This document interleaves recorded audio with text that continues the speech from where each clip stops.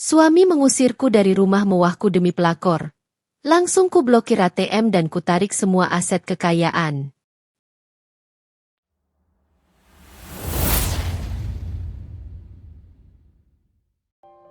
Namaku Luna. Orang-orang mengenalku sebagai perempuan yang hidup dalam kemewahan, istri dari Anthony, seorang pengusaha yang tampak begitu sukses di mata publik. Kami tinggal di sebuah rumah megah berlantai 3 di kawasan elit, dengan halaman hijau yang dirawat setiap hari oleh tukang taman yang setia bekerja sejak kami pindah 5 tahun lalu. Dari luar, hidupku mungkin terlihat seperti impian yang didambakan banyak perempuan. Rumah besar, suami mapan, kehidupan yang stabil. Tak ada yang pernah menyangka bahwa sebagian besar kemewahan itu sebenarnya berasal dari kerja keras keluargaku dan sebagian dari hasil investasiku sendiri. Sejak sebelum menikah, aku sudah terbiasa mengelola bisnis keluarga, sebuah perusahaan distribusi bahan pangan yang diwariskan dari ayahku. Anthony, saat itu hanya seorang manajer pemasaran di perusahaan swasta, kutarik masuk sebagai partner. Aku melihat potensi besar dalam dirinya. Ia pintar memilih peluang, cepat membaca pasar, dan tidak takut mengambil risiko. Kami memulai beberapa bisnis kecil bersama, hingga akhirnya tumbuh cukup besar dan memberinya status sebagai pengusaha yang kini dikenal banyak orang. Kami menikah setelah 2 tahun pacaran. Semua berjalan begitu indah saat itu. Anthony adalah lelaki yang penuh perhatian, rajin mengantar jemputku meski ia sibuk, dan selalu memuji setiap usahaku dalam menjalankan bisnis keluarga. Ia biasa mengatakan bahwa aku adalah otak dari semua pencapaian kami. Aku tersipu setiap kali mendengarnya berkata begitu. Setelah menikah, aku berhenti bekerja di kantor dan memutuskan untuk lebih banyak mengurus rumah sekaligus menjalankan pekerjaanku dari balik layar. Aku tetap mengelola saham dan investasi keluarga. Keputusanku itu bukan karena Anthony memintanya, tetapi karena aku merasa sudah cukup sibuk selama bertahun-tahun dan ingin menikmati sedikit ketenangan. Dengan fasilitas lengkap, ruang kerja luas, dan asisten rumah tangga yang siap membantu kapan saja, aku merasa bisa menjalani hidup dengan lebih rileks. Di pagi hari aku biasa membuat teh hangat sambil membuka laptop di teras belakang. Dari situ aku bisa melihat kolam renang yang airnya selalu memantulkan cahaya emas matahari. Semuanya terasa sempurna. Setidaknya, itulah yang kupikirkan selama beberapa tahun pertama. Pagi itu, jadwal harian di rumahku berjalan seperti biasa. Aku turun ke dapur setelah mandi. Rambutku masih setengah basah, tergerai lembut menutupi bahu. Aroma roti panggang dan kopi memenuhi udara. Sari, asisten rumahku, menyambut dengan senyum ramah. "Bu Luna mau sarapan apa?" "Saya sudah siapkan roti gandum, omelet, dan buah potong." "Terima kasih, Sar. Omelet saja." "Ya," jawabku. Aku duduk di meja makan panjang dari kayu oak. Anthony belum turun dari kamar. Biasanya dia mandi sangat cepat lalu segera pergi ke kantor sebelum jam 9. Aku melihat jam, pukul 8.20. Dia agak terlambat, pikirku. Tak lama kemudian, Anthony muncul. Dengan kemeja putih yang disetrika rapi dan jas hitam yang tergantung di lengan, ia menarik kursi dan duduk tanpa menatapku lama. "Kamu berangkat agak siang?" tanyaku pelan. "Meetingnya dimundurkan," jawabnya singkat. Nada bicaranya datar. Bukan marah, tapi seperti tak ingin bicara panjang. Aku memperhatikannya, mencoba memahami apakah ia sedang lelah atau ada sesuatu yang mengganggu pikirannya. "Anthony mau kopi?" tawarku. "Enggak usah. Aku buru-buru." Padahal ia punya waktu. Tapi aku memilih diam. Aku tidak suka memulai hari dengan pertanyaan-pertanyaan yang terasa menginterogasi. Walau perbedaannya kecil, Anthony beberapa bulan terakhir memang terlihat tidak sehangat dulu. Namun aku masih menganggap itu normal sebagai bagian dari kehidupan rumah tangga. Kami tidak lagi sering sarapan bersama seperti dulu. Tetapi selama ini aku tidak melihat itu sebagai masalah besar. Anthony memang selalu sibuk.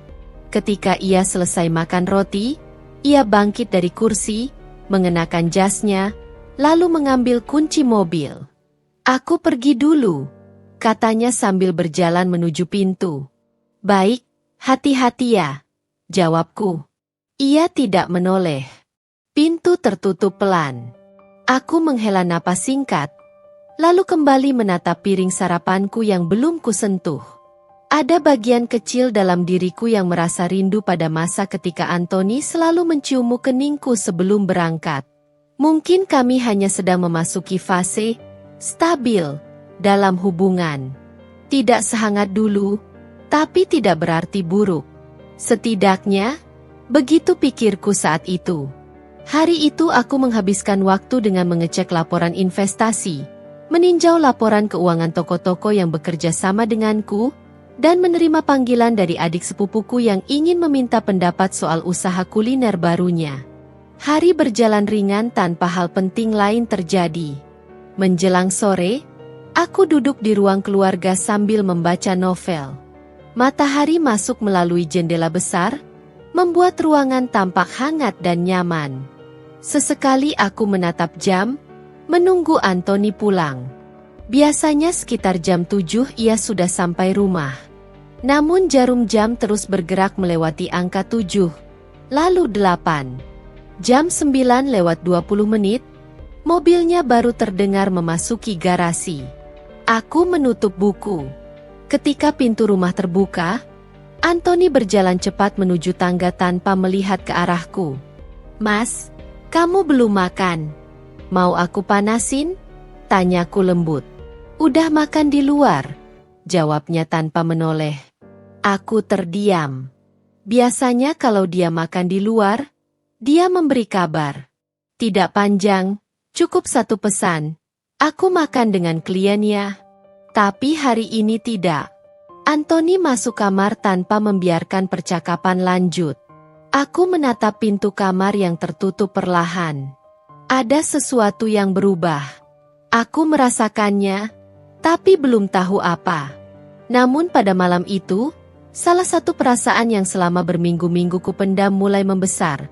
Perasaan bahwa rumah tanggaku yang tampak sempurna ini mungkin hanya tinggal fasad. Sementara aku di dalamnya, perlahan-lahan mulai tidak dianggap. Beberapa hari setelah kejadian malam itu, aku mulai memperhatikan pola yang sebenarnya sudah muncul sejak beberapa bulan lalu. Hanya saja aku menutup mata karena masih ingin percaya bahwa semua baik-baik saja. Terkadang ia pulang dengan aroma parfum berbeda yang tidak pernah aku pakai. Kadang aku menemukan tanda-tanda kecil yang aneh. Kemeja yang kusut seperti baru dilipat kembali, wajah lelah yang berusaha ia sembunyikan, atau ponsel yang semakin sering ia bawa bahkan ke kamar mandi. Namun aku selalu memilih diam. Bukan karena takut. Bukan pula karena bodoh. Tapi karena aku ingin memberinya ruang. Aku percaya setiap pernikahan tidak selalu berada pada titik yang sama. Bukan mustahil Anthony sedang tertekan atau terbebani urusan bisnis yang tak ia ceritakan padaku.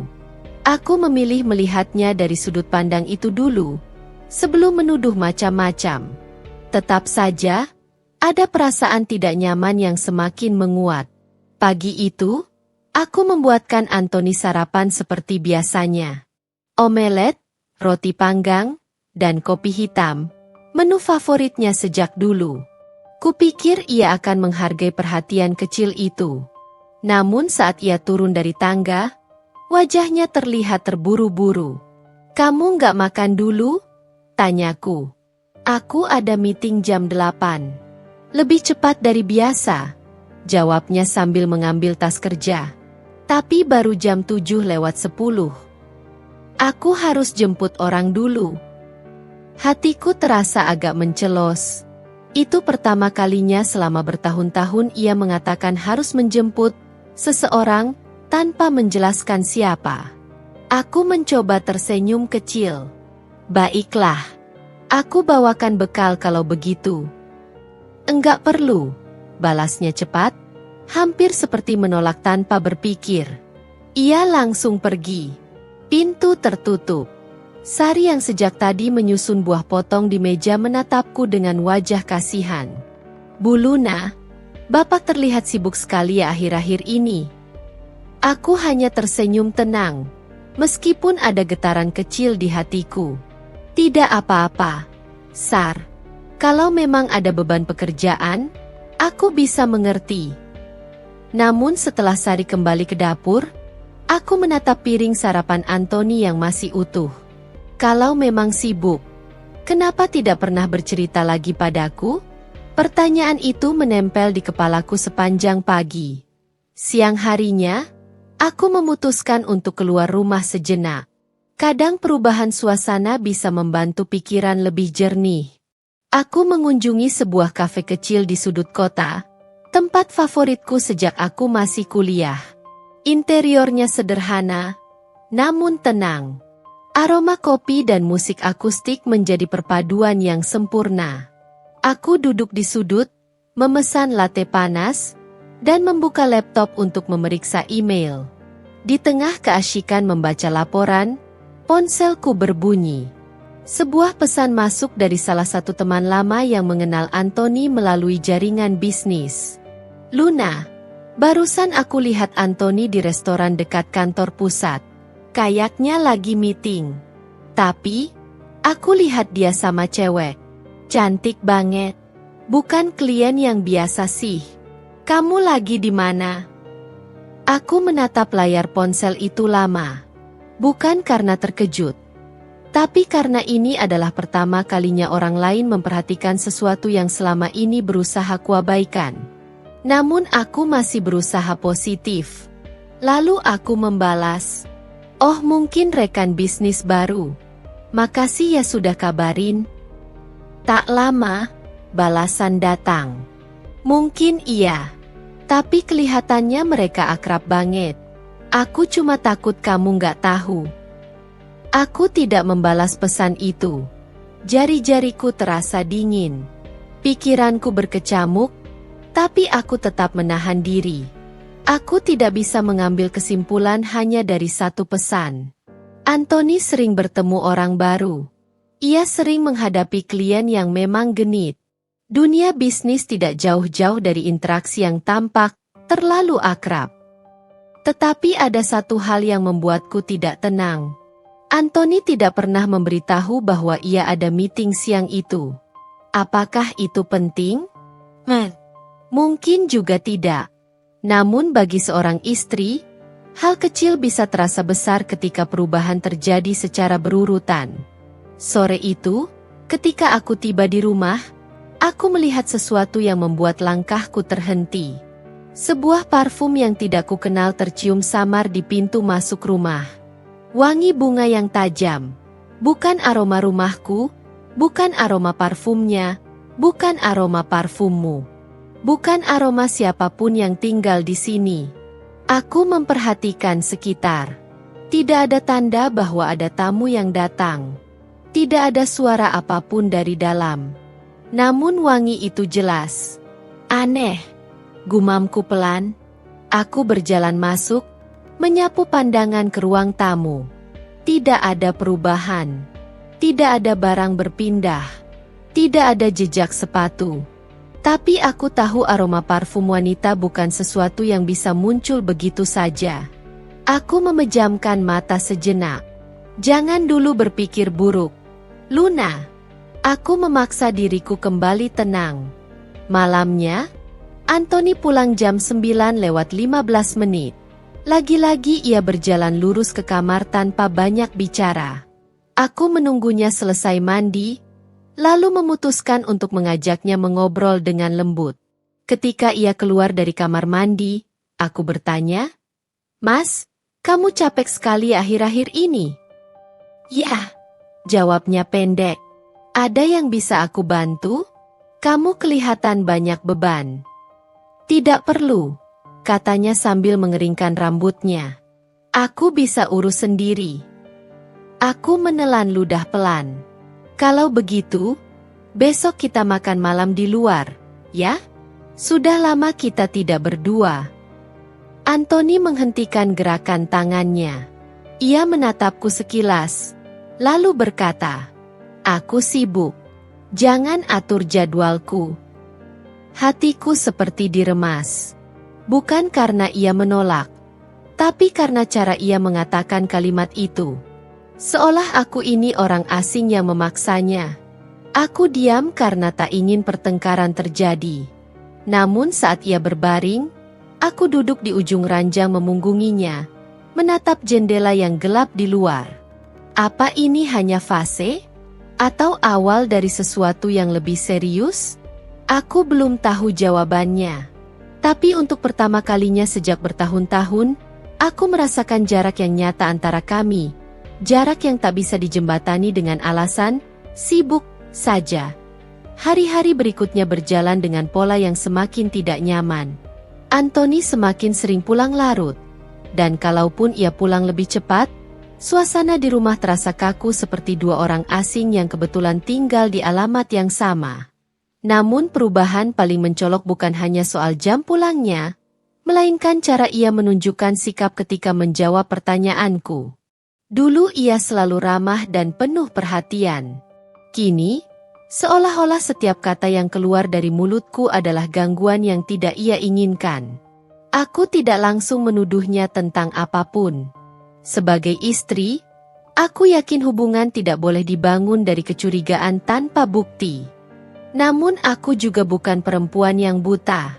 Aku mulai menyatukan potongan-potongan kecil yang selama ini melayang-layang tak jelas. Sampai pada suatu siang, aku menerima telepon dari seorang kenalan lama. Clara, teman yang dulu sering bertemu denganku ketika kami masih aktif mengurus acara-acara bisnis. "Luna, kamu lagi di mana?" Tanyanya dengan suara terburu-buru. "Di rumah." "Ada apa?" Jawabku sambil memegang gelas jus. "Mau tanya soal Anthony. Dia kerja sama siapa sekarang? Aku dengar dia sering datang ke kantor pusat dengan seorang perempuan. Cantik banget. Rambut coklat sebahu. Harusnya kamu tahu deh." Aku terdiam beberapa detik. Tidak banyak perempuan yang sering bekerja dekat dengan Anthony. Dalam beberapa tahun terakhir, ia memang memperluas koneksi, tapi aku belum pernah mendengar tentang perempuan yang sering bersamanya.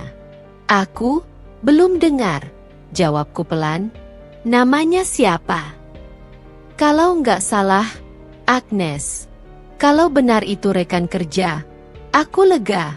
Tapi ya ampun, mereka terlihat akrab banget. Sampai aku pikir jangan-jangan. Clara tidak melanjutkan kalimatnya. Tapi aku tahu apa yang ia maksud. Aku mengatur napas sedalam mungkin. Kemudian aku berkata, "Terima kasih ya sudah bilang. Aku cek nanti. Maaf kalau bikin kamu khawatir." "Tidak apa." Setelah telepon ditutup, aku tidak langsung merasa marah. Yang ada justru rasa kosong. Seperti lubang kecil yang tiba-tiba terbuka di dadaku. Aku tahu nama itu belum pernah disebut Anthony sebelumnya. Agnes. Nama yang manis. Tetapi entah kenapa membuat telingaku panas. Sore itu, aku menunggu Anthony pulang. Bukan untuk menuduh. Aku hanya ingin memastikan sesuatu. Ketika ia tiba di rumah sekitar jam 8 malam, aku menyapanya dengan nada selembut mungkin. "Mas, hari ini bagaimana?" "Sibuk." "Biasa saja," jawabnya sambil membuka kancing kemejanya. "Kamu kerja sama siapa sekarang? Ada proyek baru?" Ia berhenti sebentar. Gerakan tangannya melambat. "Ada tim baru," jawabnya akhirnya. "Kenapa?" "Namanya Agnes."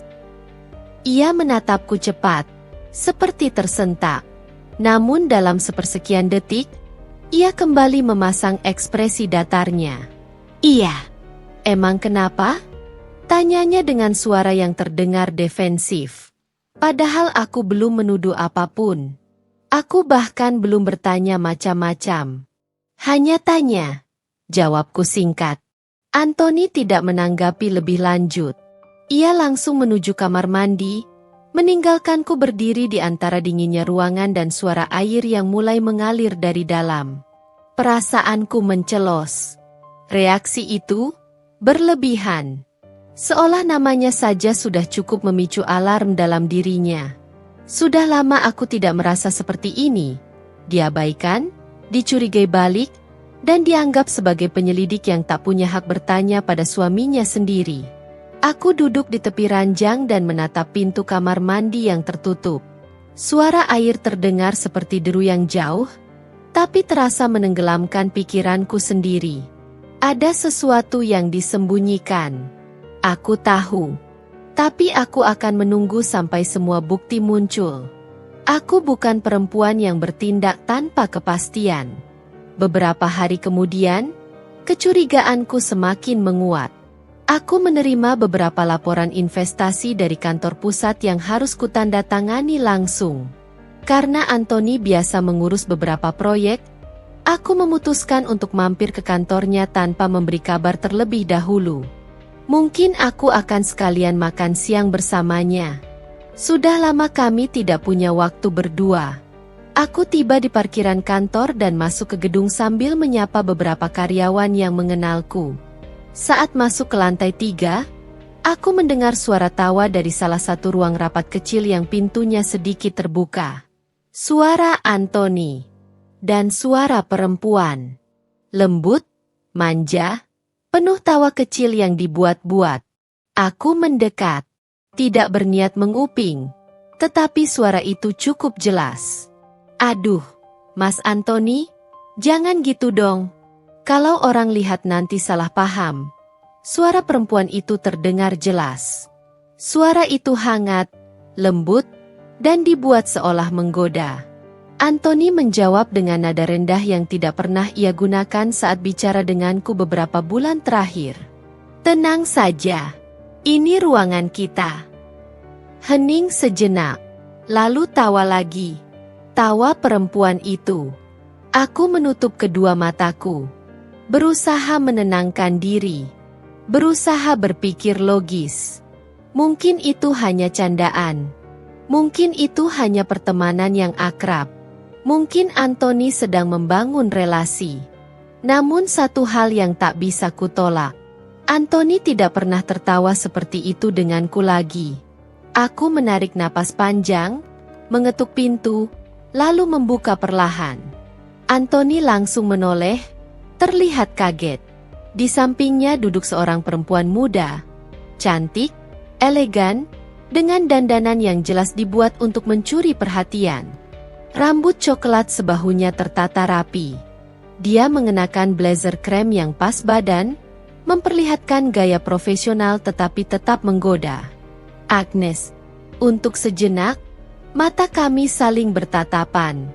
Ia tidak berdiri. Ia hanya tersenyum tipis seolah sedang menunjukkan kemenangan kecil. Oh, Luna, Anthony berusaha terdengar biasa. Kamu kok datang? Aku ada berkas investasi yang harus kamu lihat. Jawabku tenang. Agnes menatapku dari atas ke bawah, seolah menilai pakaian yang kupakai hari itu. Blus biru pastel dan celana panjang putih. Tidak terlalu mencolok, tetapi tetap mewah. Ia tersenyum ramah, namun tatapannya menusuk. Perkenalkan, kata Anthony canggung. Ini Agnes, anggota baru di tim aku. Agnes mengulurkan tangan. Halo, Kak Luna. Anthony sering cerita tentang kakak. Aku membalas jabatan tangannya. Tapi aku tahu, perempuan seperti ini, cara berbicara, cara menatap, cara mendekatkan diri pada laki-laki yang lebih tua darinya, bukan hal baru bagiku. Aku sudah mengenal tipe seperti Agnes sejak dulu. Wanita yang menjadikan kelembutan sebagai senjata. Wanita yang tahu bahwa beberapa lelaki memang mudah dibutakan oleh perhatian-perhatian kecil dari perempuan lain. Aku tersenyum sopan.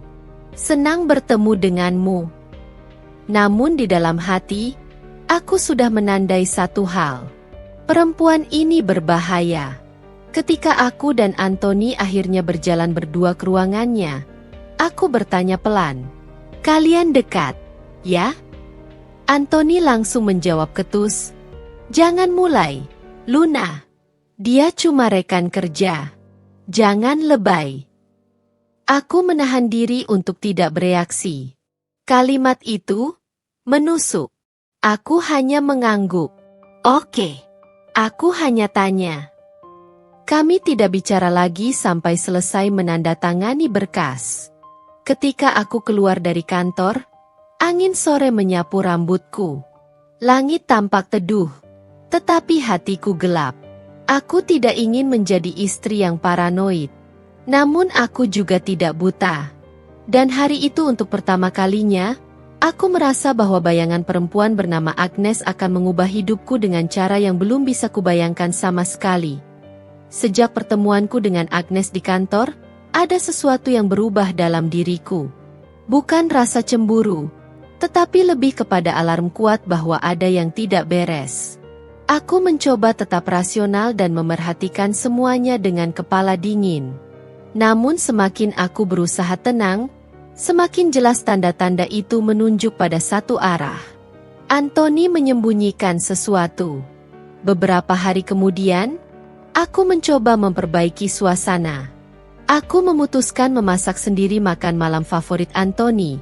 Daging panggang dengan saus jamur, mashed potato, dan salad segar.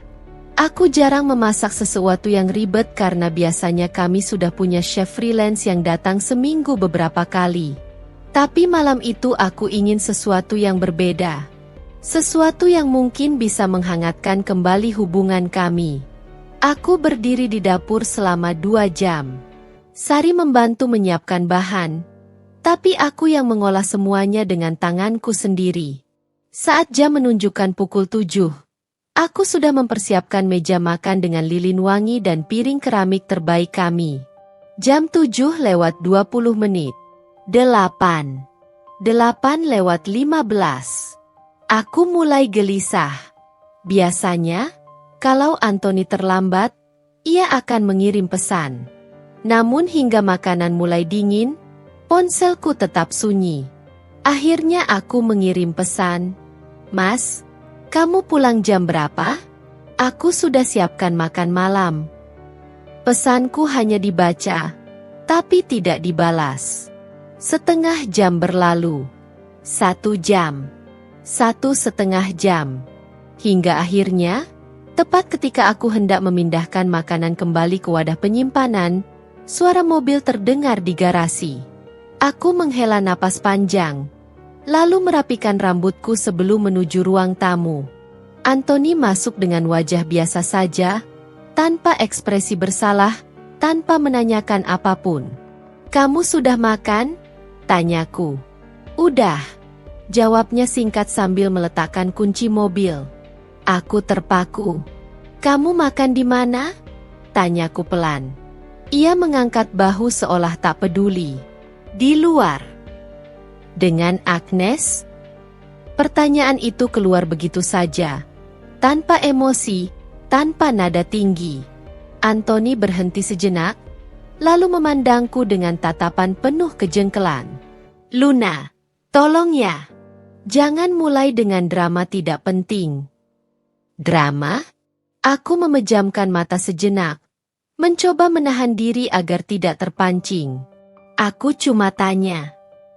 Ya jangan tanya hal yang bikin suasana nggak enak. Padahal suasana memang sudah tidak enak karena sikapnya sendiri. Anthony kemudian berjalan melewatiku begitu saja, menuju tangga. Rasa kecewa itu datang perlahan, namun menyakitkan. Aku memandang meja makan yang sudah kupersiapkan dengan hati-hati, kini terisi makanan dingin yang bahkan belum sempat dicicipinya. Sejak kapan suamiku memperlakukan perhatianku seperti sampah yang tidak bernilai? Malam itu aku tidak bisa tidur. Setiap kali mencoba memejamkan mata, suara tawa Agnes di ruang rapat terngiang-ngiang. Tatapannya yang memerhatikanku dari ujung rambut sampai kaki juga terus muncul dalam benakku. Ada sesuatu pada Agnes yang membuatku merasa dia bukan sekadar rekan kerja. Dan Anthony. Anthony seolah lupa siapa yang berada di sisinya sejak awal ia membangun segalanya. Aku menatap suamiku yang tidur membelakangiku. Wajahnya tampak tenang. Terlalu tenang. Seolah tak pernah ada yang salah. Seolah aku hanya bagian kecil dari masa lalu yang tidak lagi ia pedulikan. Keesokan paginya, saat aku sedang menyiapkan teh, Sari datang tergesa-gesa sambil membawa tisu. "Bu Luna, ini ada sesuatu di saku celana Pak Anthony." Aku menoleh. "Apa?" Sari tampak ragu, tetapi akhirnya menyerahkan benda itu. Sebuah nota makan restoran mewah, jam 9 malam, untuk 2 orang. Dengan menu yang bahkan aku tahu Anthony tidak pernah mau makan kecuali bersama seseorang yang spesial. Dan nama restoran itu adalah restoran yang sama yang dulu pernah kami datangi saat ulang tahun pernikahan kami. Dadaku terasa sesak. "Terima kasih, Sar," ucapku pelan. Sari mengangguk. Wajahnya jelas menunjukkan simpati, tetapi ia tidak berani berkata apapun. Aku duduk di meja makan, menatap kertas nota itu lama. Terbayang jelas. Anthony makan malam di tempat penuh kenangan, tapi bukan bersamaku. Siapa lagi kalau bukan Agnes? Aku menutup mata, mencoba mengatur napas agar tidak pecah menangis. Namun air mata tetap mengalir. Bukan karena terluka saja. Bukan karena cemburu. Tapi karena aku menyadari satu hal penting. Rumah tanggaku sedang bergeser menuju arah yang tidak pernah kubayangkan sebelumnya. Sorenya, aku memutuskan untuk melakukan sesuatu yang selama ini tidak pernah kulakukan. Mengamati jadwal Anthony secara diam-diam. Bukan untuk memata-matai, tetapi untuk memahami pola yang mulai muncul. Aku membuka kalender digital yang tersinkron otomatis dengan kalender akun kami berdua. Biasanya, jadwal Anthony akan masuk ke kalenderku juga, karena kami membuatnya demikian sejak tahun pertama pernikahan agar mudah menyusun agenda keluarga. Namun ada hal janggal. Beberapa jadwal Anthony kini diberi tanda privat tidak dapat dilihat. Sebelumnya tidak pernah ada jadwal yang ia sembunyikan dariku. Aku menatap layar laptop lama sekali. Ini bukan sekadar sibuk. Ini bukan sekadar fase rumah tangga. Ini rahasia. Rahasia yang jelas bukan tentang pekerjaan. Saat itu, untuk pertama kalinya, aku tahu. Aku harus bersiap menghadapi kenyataan yang lebih pahit. Malam itu, ketika Anthony pulang, ia langsung berbaring di sofa dan membuka ponselnya. Aku duduk di seberang, berpura-pura membaca majalah padahal sesekali melirik gerak-geriknya. Teleponnya berbunyi. Ia tersenyum kecil. Senyum yang jarang sekali ia berikan padaku belakangan ini. "Ya, aku sudah sampai rumah," katanya pelan. Aku membeku. "Tidak. Luna sudah tidur kayaknya." Ia tertawa kecil, sengaja menurunkan suaranya. "Luna sudah tidur?" Padahal aku duduk tidak jauh darinya. Siapa yang ia bohongi? Dan kepada siapa? Ketika ia selesai telepon, aku bertanya dengan nada selembut mungkin, "Kamu bicara sama siapa?" Anthony langsung marah. "Kamu nguping." Aku cuma dengar, "Kamu di ruang keluarga." "Kenapa? Enggak boleh aku telepon siapapun?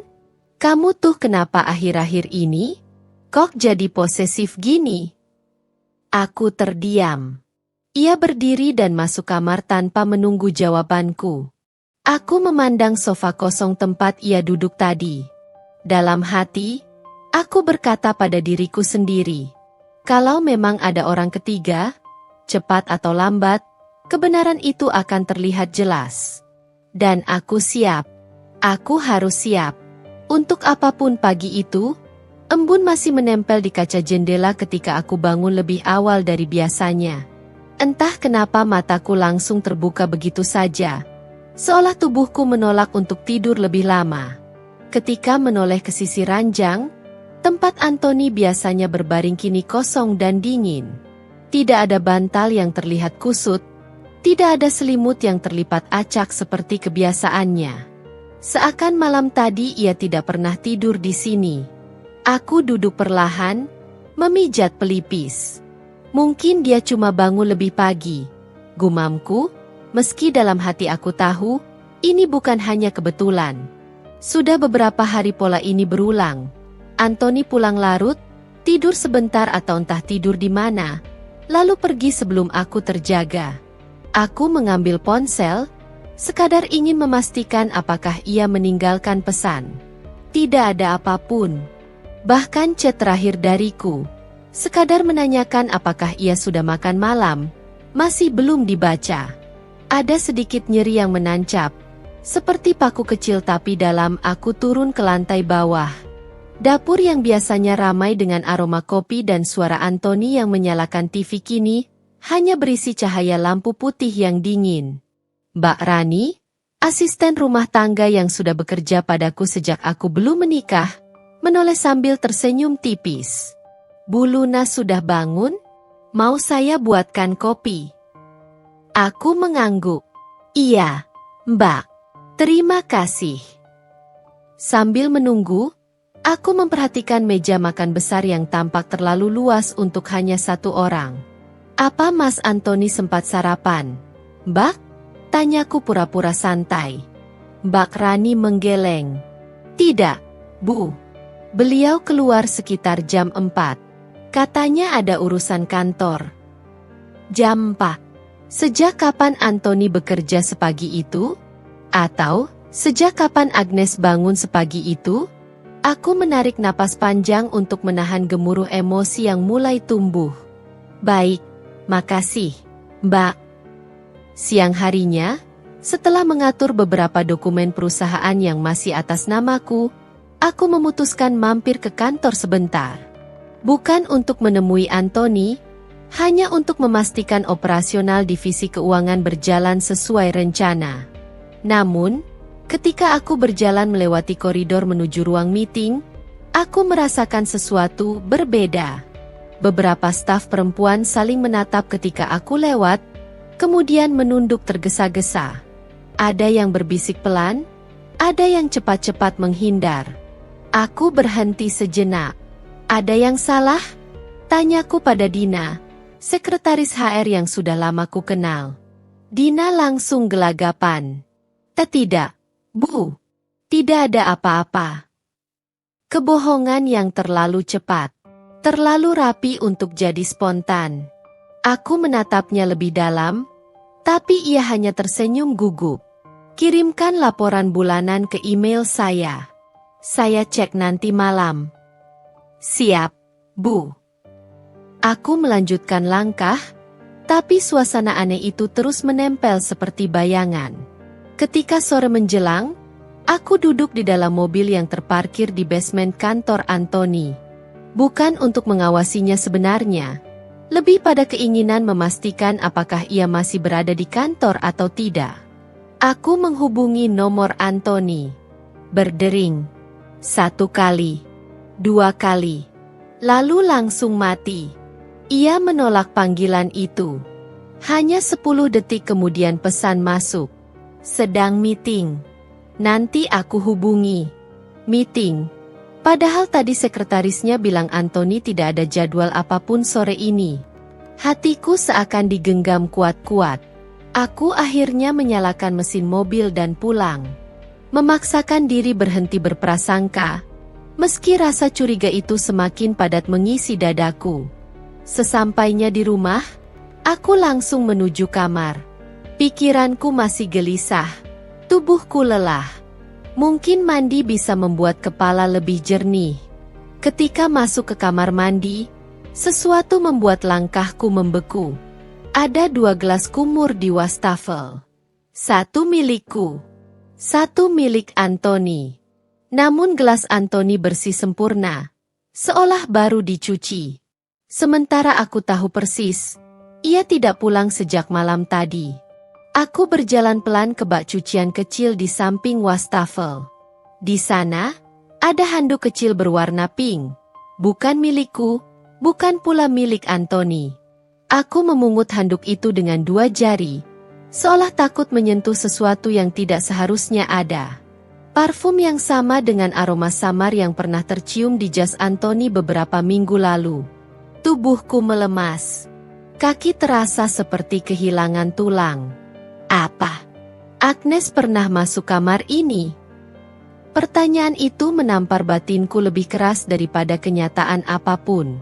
Sebuah batas yang kupikir Anthony tidak akan pernah lewati.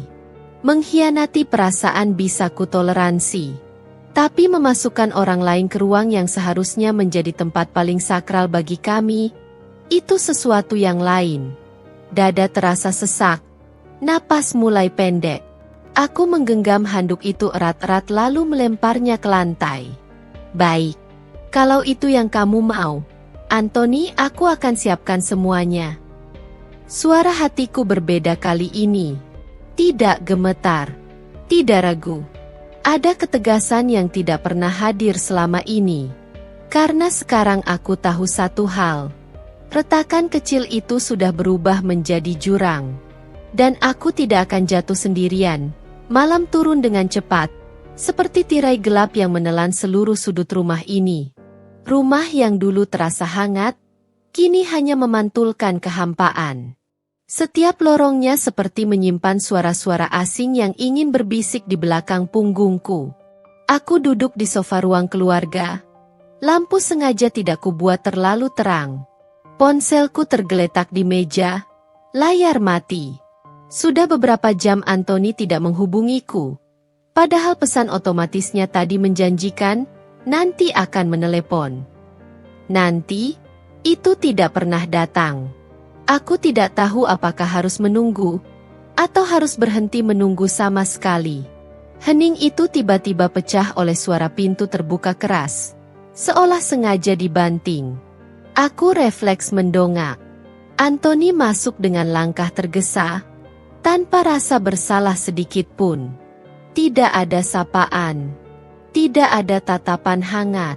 Bahkan jejak capek atau lelah pun tidak terlihat di wajahnya. Yang ada hanya tergesa. Seolah dia ingin cepat melakukan sesuatu. Atau menemui seseorang. Anthony melempar kunci mobil ke meja. Kamu belum tidur? Pertanyaan yang terdengar seperti keluhan. Aku sedang menunggumu, jawabku tenang, meski ada getar halus di dada. Kenapa? Ada apa?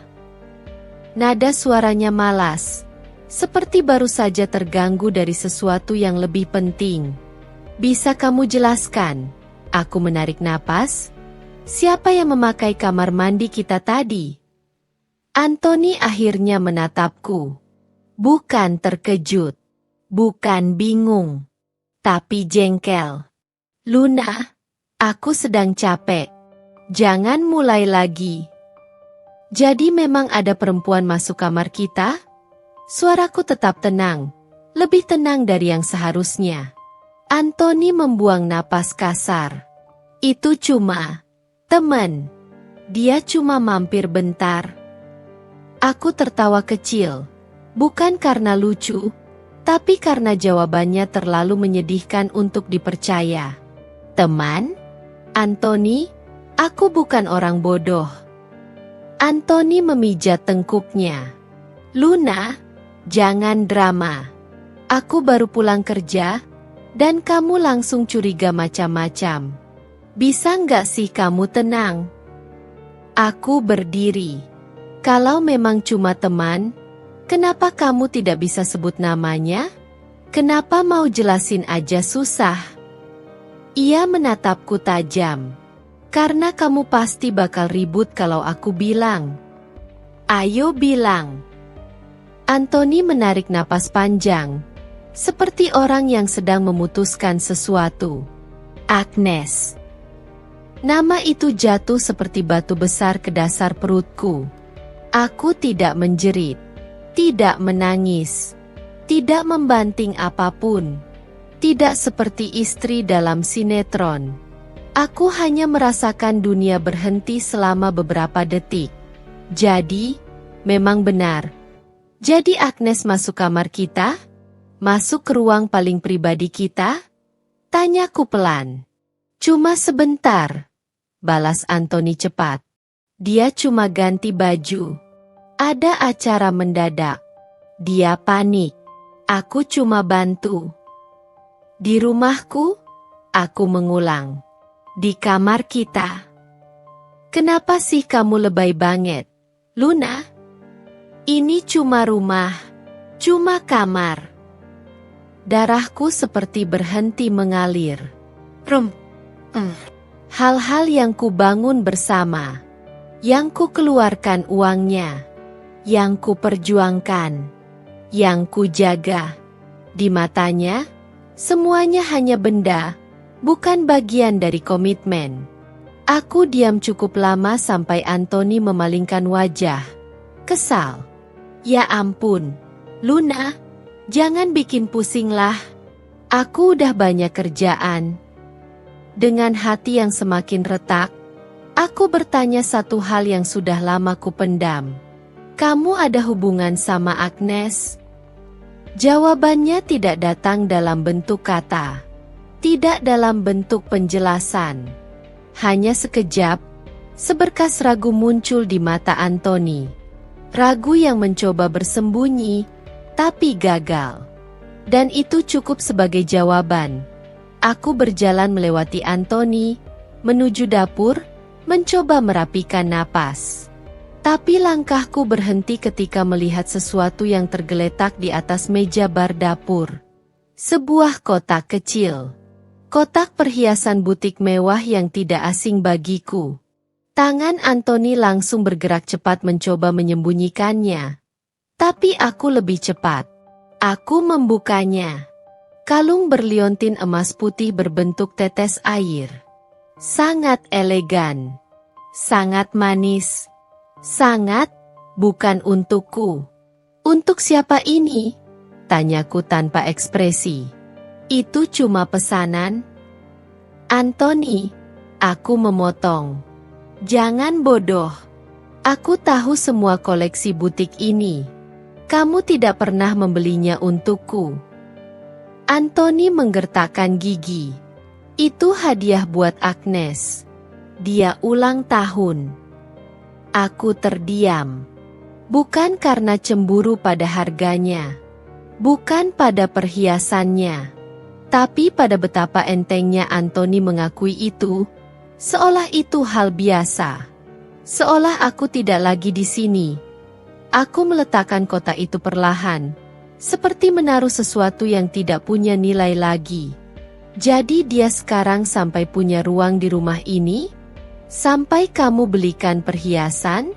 Sampai kamu sembunyi-sembunyi bawa dia masuk kamar kita?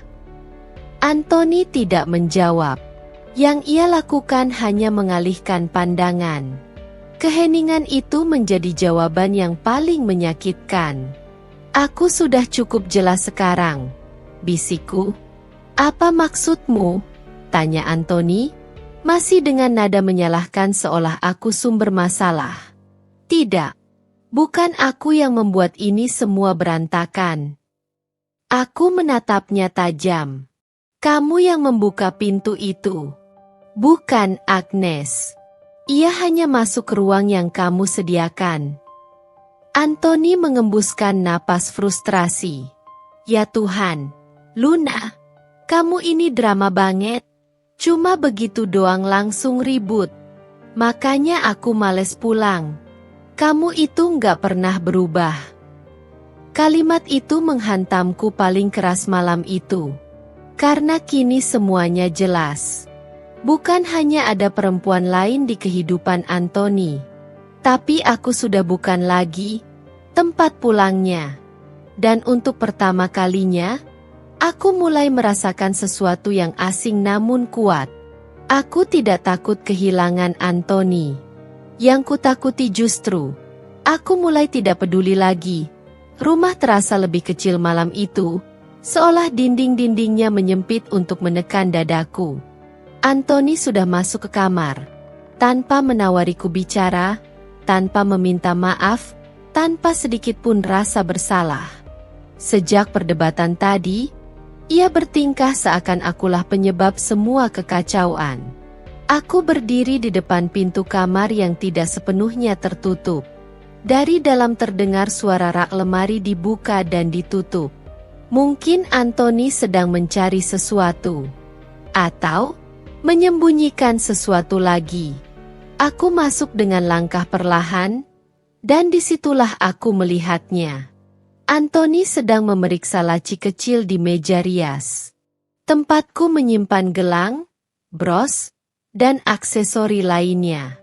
Tangannya terhenti cepat ketika melihat aku masuk. "Ngapain kamu di situ?" tanyaku datar. Anthony berdiri tegak, wajahnya berubah gugup sepersekian detik sebelum kembali keras. "Cari charger," jawabnya pendek. Aku tidak menanggapi kebohongan itu. Sebaliknya, aku mendekati meja rias dan menarik laci pertama. Ada yang berbeda.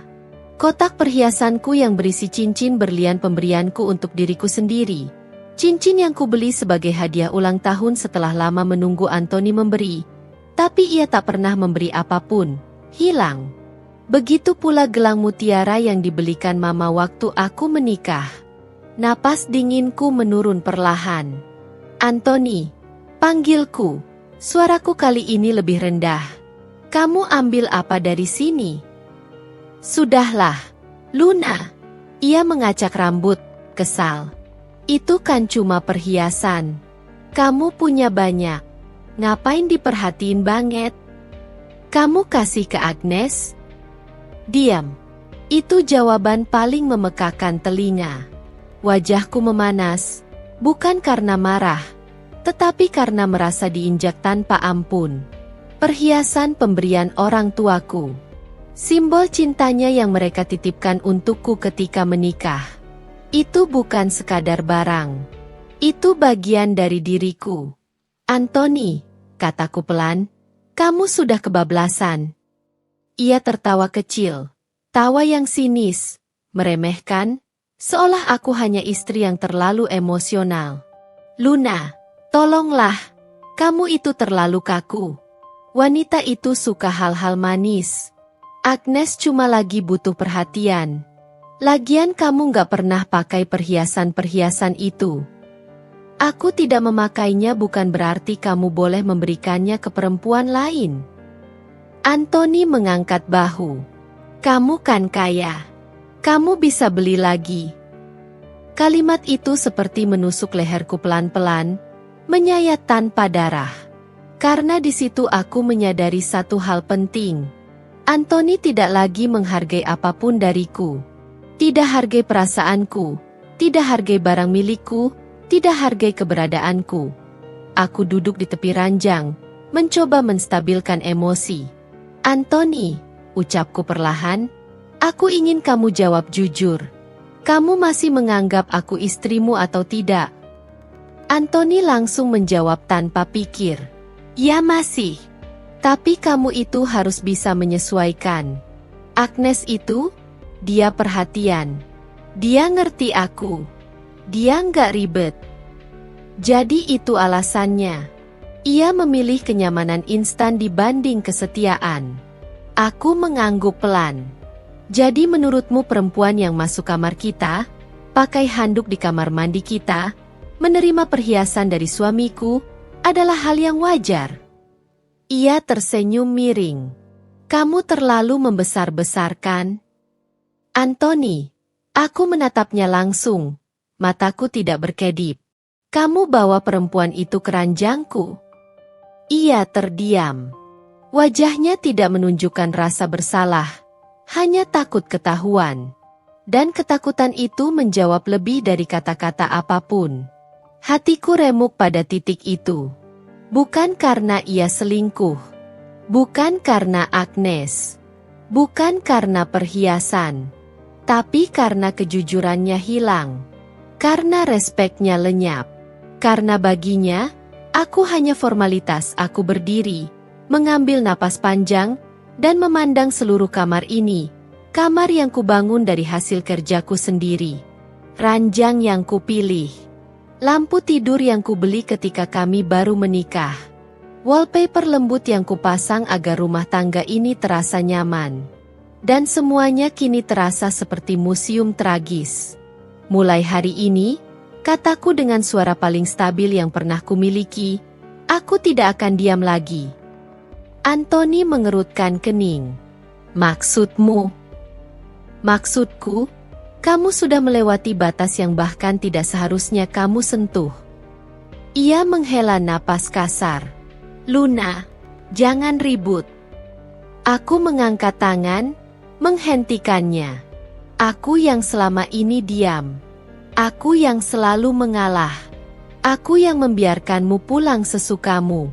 Tapi aku tidak akan mengizinkanmu merendahkanku lebih jauh. Anthony melangkah maju mendekat. Suaranya meninggi. Jangan mulai ngancam aku. Aku tidak mengancam, ujarku tenang.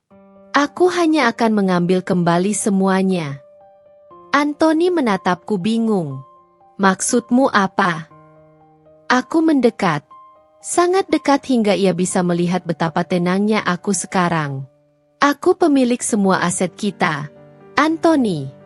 Rumah ini, mobilmu, rekening perusahaan, tabungan, investasi. Kamu tahu itu, kan? Anthony menegang. Ia tahu. Ia sangat tahu. Jadi, berhati-hatilah, bisikku. Karena kalau aku sudah melangkah, aku tidak akan menoleh lagi. Anthony tampak ingin marah. Tapi matanya gelisah. Untuk pertama kalinya sejak malam itu dimulai, ia terlihat takut. Aku berbalik, berjalan ke pintu kamar. Namun sebelum keluar, aku menoleh sedikit. Dan satu hal lagi, kataku tenang. Kalau kamu pikir Agnes bisa menggantikan tempatku begitu mudah. Aku tersenyum tipis. Dia tidak tahu apa yang akan terjadi selanjutnya. Anthony terpaku di tempatnya. Aku menutup pintu kamar perlahan. Dan dalam langkah-langkahku menyusuri koridor gelap, satu hal jelas di pikiranku. Jika Anthony sudah menyentuh batas, maka aku akan menunjukkan padanya bagaimana rasanya hidup tanpa Luna yang selama ini ia remehkan. Pagi menyelinap masuk melalui celah tirai, tapi sinarnya tidak memberi ketenangan apapun. Aku bangun lebih awal, bukan karena tidurku nyenyak, melainkan karena kepalaku terlalu penuh rencana untuk bisa beristirahat. Anthony masih terlelap di kamar, entah sejak jam berapa ia akhirnya masuk dan tidur. Aku tak peduli. Yang kupedulikan hanya satu. Hari ini adalah awal dari pergerakanku. Aku berdiri di depan wastafel, menatap bayanganku sendiri. Tak ada air mata. Hanya tatapan seorang perempuan yang sudah berhenti berharap pada hal yang seharusnya ia miliki. Aku cukup sabar, bisikku pada diri sendiri. Sekarang giliran aku menghitung kerugian. Selesai mandi, aku mengenakan blus putih dan blazer abu-abu, pakaian yang sudah lama tidak kupakai. Karena selama beberapa tahun terakhir aku membiarkan Anthony yang lebih sering tampil sebagai wajah perusahaan kami. Tapi hari ini, aku mengambil kembali panggung itu. Pukul 7, aku sudah berada di lift menuju lantai ke-20. Ruang direksi perusahaan tempat aku masih tercatat sebagai salah satu pemegang keputusan utama. Dina, staf HR yang kemarin terlihat gugup, langsung bergerak berdiri ketika aku masuk. Bu Luna, pagi. Ada agenda mendadak? Ada. Dina. Tolong panggil kepala keuangan, Pak Rendra, ke ruang rapat kecil. Dina menelan ludah, tapi mengangguk cepat. Baik, Bu. Untuk pertama kalinya setelah sekian lama, aku kembali menginjakan kaki di ruang rapat pribadi. Ruang yang dulu sering kupakai, sebelum Anthony mulai mengambil alih semua peran. 5 menit kemudian, Rendra masuk sambil membawa tablet dan map. Bu Luna, ada yang bisa saya bantu? Aku menatapnya lurus. Mulai hari ini, Semua akses transfer dana perusahaan atas nama Anthony, aku minta dibekukan sementara. Rendra membisu sesaat, lalu berkata sangat hati-hati. Apakah ada masalah tertentu, Bu? Tidak ada yang perlu kamu ketahui, jawabku lembut tapi tegas. Ini hakku sebagai pemilik mayoritas. Tidak ada 1 rupiah pun boleh keluar tanpa persetujuan tertulis dariku. Baik, Bu. Saya proses sekarang. Aku tahu Anthony akan mengamuk ketika menyadarinya nanti. Tapi itu bukan urusanku lagi. Keluar dari ruang rapat, aku langsung menuju bank yang terletak 1 blok dari kantor. Pihak customer service hampir terkejut ketika melihatku datang tanpa janji, karena biasanya aku jarang turun tangan langsung. Selamat pagi, Ibu. Ada yang bisa kami bantu? Aku mengeluarkan kartu ATM bersama dan buku tabungan. Saya ingin memblokir kartu ini dan mengganti semua aksesnya ke rekening pribadi saya. Wanita itu mengangguk sopan. Baik, Bu. Apakah ada kendala dengan kartu sebelumnya? Tidak, jawabku tenang. Aku hanya ingin mengamankan asetku. Dari ekspresi wajahnya yang sopan tapi kaku, aku tahu ia mengerti lebih dari yang kukatakan. Prosesnya hanya memakan waktu 30 menit. Ketika tanda tanganku tercetak di dokumen final pemblokiran, aku merasakan sesuatu yang sudah lama hilang. Kendali. Selama ini, Anthony menganggap semua kekayaan kami sebagai miliknya. Seolah aku yang bekerja keras untuk membangun semuanya hanyalah formalitas. Kini, ia akan tahu rasanya kehilangan kemudahan itu. Langkah ketiga, pembuktian tentang Agnes. Siang harinya, aku menerima panggilan dari nomor tak dikenal. Suara perempuan muda, gugup, tapi terdengar jujur. Halo, Bu Luna? Saya kerja sebagai cleaning service kantor. Saya minta maaf kalau saya lancang, tapi saya rasa Ibu perlu tahu sesuatu. Apa itu? Tanyaku, nada suaraku tetap stabil. Reta menarik napas panjang sebelum berkata, kemarin, saya lihat Pak Anthony keluar dari ruangan dengan seorang perempuan. Cantik, rambut panjang, sepertinya Agnes. Ya, mereka kelihatan dekat sekali. Aku menutup mata sebentar. Bukan terkejut, tapi semakin yakin. Terima kasih, Reta. Kamu sudah jujur. Aku cuma kasihan sama Ibu. Suaranya lirih. Semua orang di kantor sudah tahu. Bu, mereka cuma takut ngomong. Aku mengulum senyum pahit. Tidak apa. Sekarang aku sudah cukup tahu.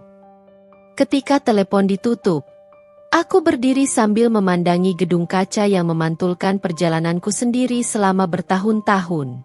Betapa banyak hal yang kulebihkan untuk memberi ruang bagi Anthony agar ia bisa berkembang. Ternyata yang kuberi ruang malah menjadi tempat bagi perempuan lain masuk. Langkah keempat, mempersiapkan perlawanan. Sore itu, aku pulang tepat ketika matahari mulai turun.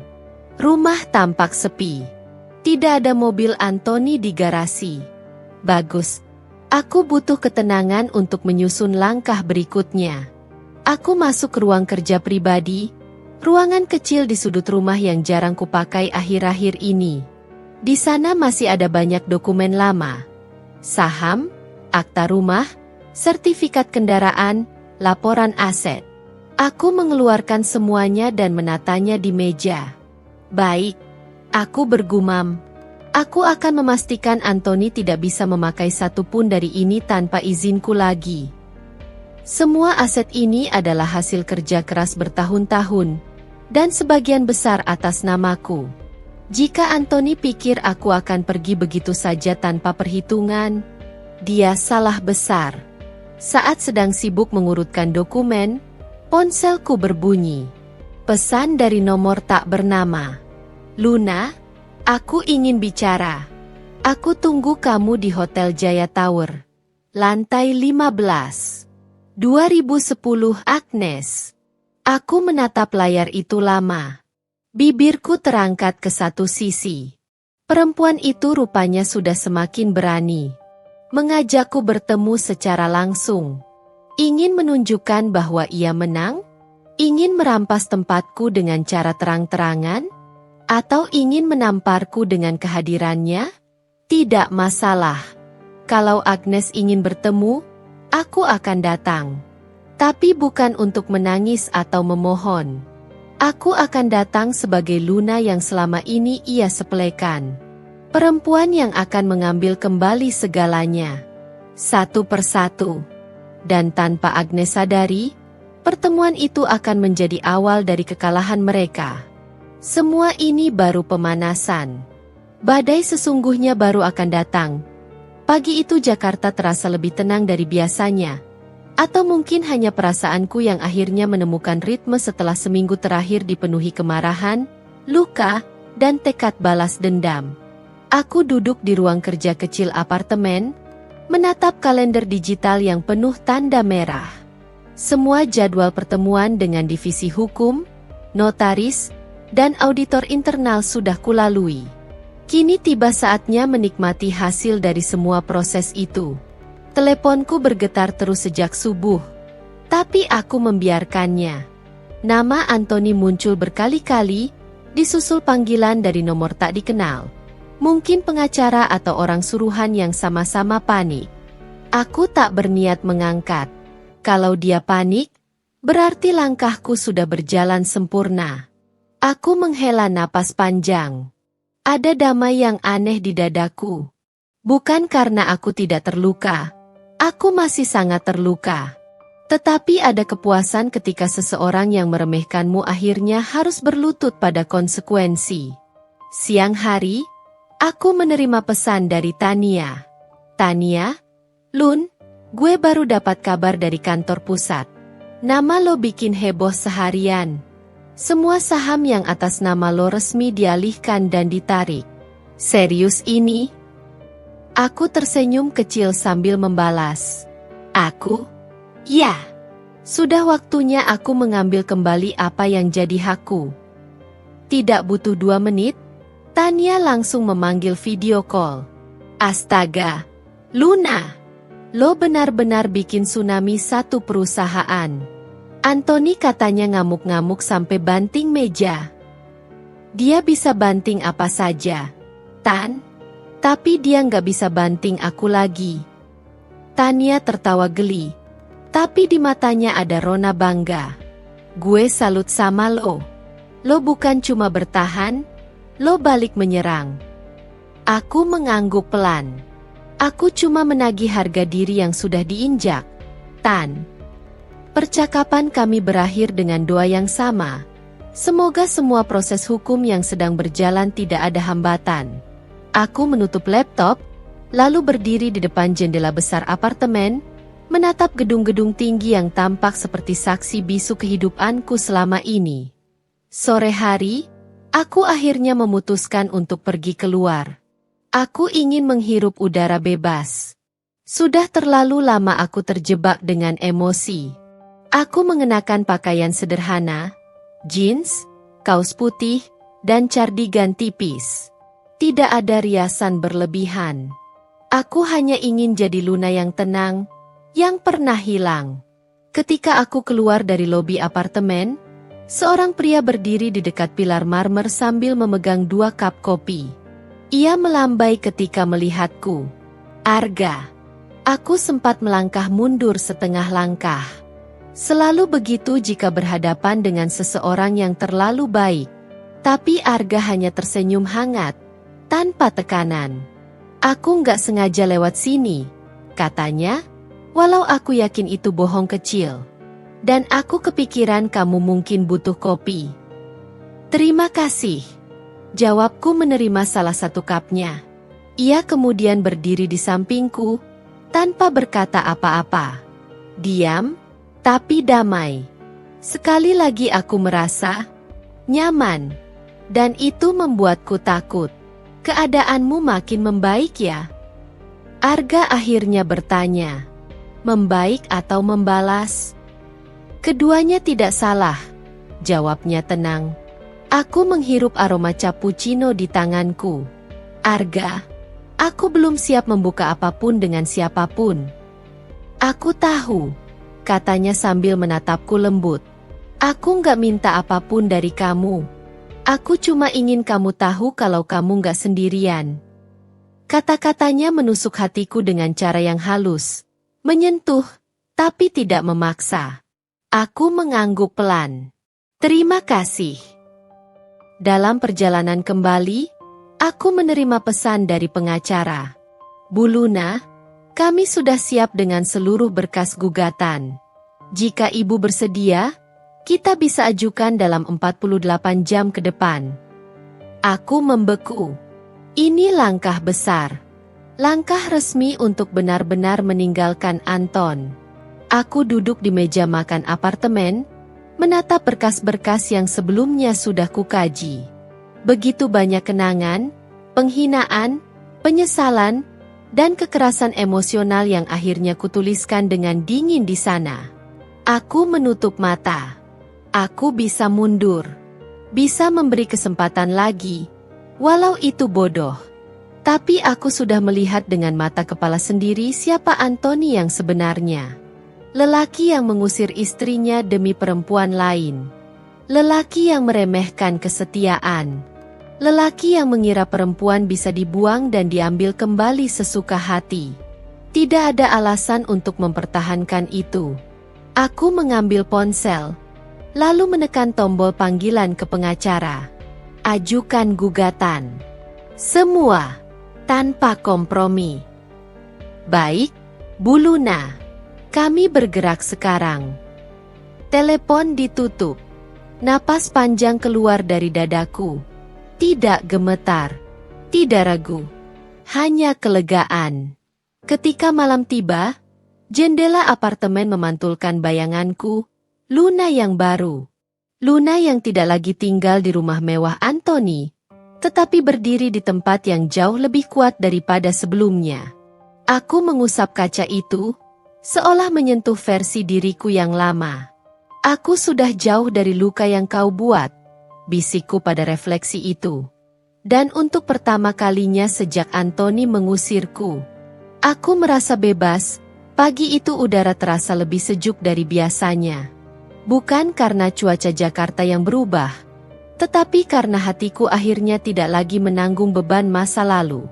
Sinar matahari menembus tirai apartemen kecilku, seolah menegaskan bahwa hari ini akan menjadi titik akhir dari segala yang menyakitkan.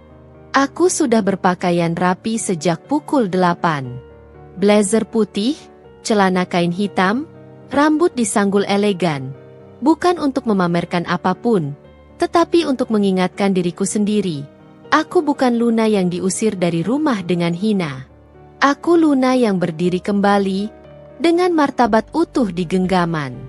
Hari ini sidang perdanaku dengan Anthony. Dan aku siap. Di ruang tunggu pengadilan, suasana terasa mencekam. Beberapa orang menatapku dengan penasaran. Mungkin mengenali namaku dari gosip kantor atau berita internal bisnis keluarga Anthony. Tak lama, langkah tergesa memasuki ruangan itu. Anthony. Ia tampak berbeda dari biasanya. Tidak lagi rapi dan penuh percaya diri seperti ketika mengusirku sambil menggandeng Agnes. Kini wajahnya kusut, matanya merah, rambutnya acak-acakan, kemeja mahalnya bahkan tidak tersetrika dengan sempurna. Luna, suaranya serak, memanggilku penuh kecemasan. Aku hanya mengangkat alis. Ia mendekat beberapa langkah. Kamu benar-benar mau melanjutkan semua ini? Bukankah ini yang kamu inginkan sejak lama? Melepaskanku? Anthony menggigit bibir bawahnya, gelisah. Aku salah. Luna, aku salah besar. Tolong hentikan, kita bisa bicarakan di luar. Kita bisa. Aku menghela napas. Anthony, Kamu tidak punya hak meminta apapun dariku setelah mengusirku demi Agnes. Dia tersentak.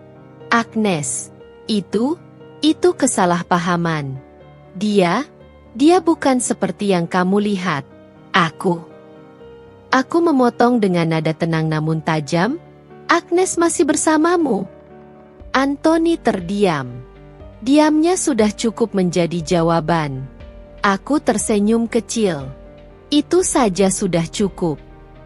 Begitu kami masuk ruang sidang, suasana langsung berubah formal. Pengacaraku mempresentasikan bukti, rekaman CCTV saat aku diusir, bukti transfer dan aset atas namaku, laporan audit penyalahgunaan dana perusahaan oleh Anthony dan Agnes, serta semua tindakan meremehkanku selama bertahun-tahun. Setiap bukti ditampilkan satu persatu, tajam dan tak terbantahkan. Wajah Anthony pucat. Beberapa kali ia mencoba menyanggah, tapi suaranya goyah. Pengadilan seolah menjadi panggung kejatuhan seseorang yang dahulu merasa dirinya tak tersentuh. Ketika tiba giliranku memberi pernyataan, aku berdiri. Saya, Luna, bukan hanya diperlakukan tidak manusiawi sebagai istri, tetapi juga dimanfaatkan sebagai penopang seluruh sumber kekayaan yang ia banggakan. Ketika saya tidak lagi dibutuhkan, saya diusir seperti barang. Aku menatap hakim, kemudian menatap Anthony. Hari ini saya hanya meminta keadilan, bukan balas dendam. Saya menuntut hak saya sebagai seorang manusia. Ruangan hening. Hakim mengangguk. Baik. Pengadilan akan memberikan putusan sementara. Setelah 2 jam yang terasa panjang, sidang ditutup. Hasil awalnya menguntungkanku. Pengadilan menerima bukti-bukti kuatku, memberi hak penuh pengelolaan aset bersama di bawah pengawasan hukum, dan mempercepat proses gugatan cerai dengan alasan perlakuan tidak manusiawi. Anthony hanya duduk terdiam saat putusan dibacakan. Lututnya terlihat bergetar. Ketika aku melangkah keluar ruangan, ia segera mengejarku. Luna, tunggu. Luna, tolong beri aku kesempatan kedua. Aku bisa berubah. Aku janji. Aku butuh kamu. Aku berhenti. Menatapnya, bukan dengan benci, tetapi dengan kasihan. Anthony, suaraku pelan namun mantap, kamu tidak kehilangan aku hari ini. Dia berkedip, seakan berharap. Kamu sudah kehilangan aku sejak hari kamu memilih mengusirku demi perempuan lain. Aku tersenyum tipis. Apa yang kamu hadapi sekarang? Itu konsekuensi, bukan hukuman. Anthony jatuh terduduk di lantai, mengusap wajahnya dengan kedua tangan. Hidupku hancur tanpa kamu, Lun. Begitulah rasanya ketika kehilangan sesuatu yang dulu kamu anggap tidak berharga. Tanpa menunggu jawaban, aku melangkah pergi. Dan kali ini, ia tidak mengejarku lagi. Di luar pengadilan, Arga sudah menungguku. Ia tersenyum kecil, mencondongkan badan sedikit. Kamu hebat, katanya pelan. Aku cuma melakukan yang seharusnya kulakukan. Kamu tetap hebat. Arga memberikan jaketnya karena angin sore mulai menusuk kulit. Kamu mau pulang?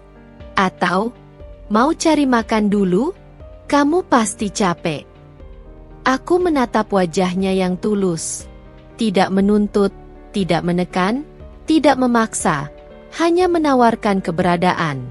Untuk pertama kalinya setelah semua luka itu, aku merasa layak dicintai lagi. Aku lapar, jawabku sambil tersenyum. Arga tertawa. Baik, makan dulu. Dunia bisa menunggu. Kami berjalan berdampingan menuju mobilnya. Dan untuk pertama kalinya dalam hidupku, aku melangkah tanpa rasa takut kehilangan apapun. Karena akhirnya aku sadar, aku tidak kehilangan apa-apa. Justru aku yang akhirnya bebas dari seseorang yang tidak pantas ku cintai. Aku, Luna, tidak lagi diinjak, tidak lagi disia-siakan. Tidak lagi diperlakukan rendah. Aku menang. Dan itu saja sudah cukup sebagai akhir yang paling memuaskan. Selesai.